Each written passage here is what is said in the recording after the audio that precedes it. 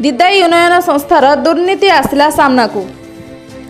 मालकानगिरी जिले में कुडुमुलुगुमा ददाई उन्नयन संस्था तरफ आदिवासी चाषी मानक पई हलदी और अदा बिहन प्रदान करा जायथिला। निम्न मानर अदा और हलदी बिहन देई आदिवासी को ठकिले। एने चाषी दिदाई उन्नयन संस्थार स्वतंत्र अधिकारी एवं प्रोग्राम मैनेजर को जणाइथिले मध्य केही सुनि नथिबार चाषी माने अभियोग करिसेंती। मालकानगिरी जिले में बंडा एवं ददाई संप्रदायर सबुठारु अनुन्नत एवं दारिद्र्य सीमारेखा तले बसवास करती।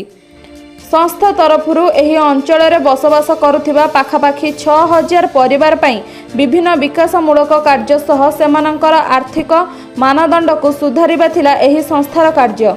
हेले संस्थार हेउथिबा दुर्नीति एबे पदाकू आसीछि।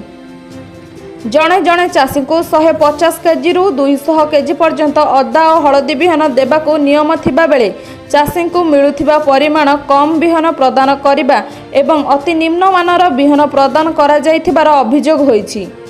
अल्प चाषी को छाड़ीदेले अन्य चाषी माने निम्न मानर बिहन पाई हैरान होइथिबार कहिसेंती। ना रामखरा तोर गान ना टाइमाल डीडे संस्था केते केजी हल्दी देला केते बस्ता हल्दी देला 2 बस्ता केते बस्ता आथिला जानथिलो तमे हां केते बस्ता आथिला जानथिलो ना जानी ना मैं केते बस्ता केते केजी चुल कोइले ए मोर ना केते केजी बस्तार गुट केजी केते अछि बोल कोइले की ना कोई नहीं किछ कोइ ना ना। मालकानगिरी राजेश कुमार ओझा रिपोर्ट स्वस्तिक न्यूज।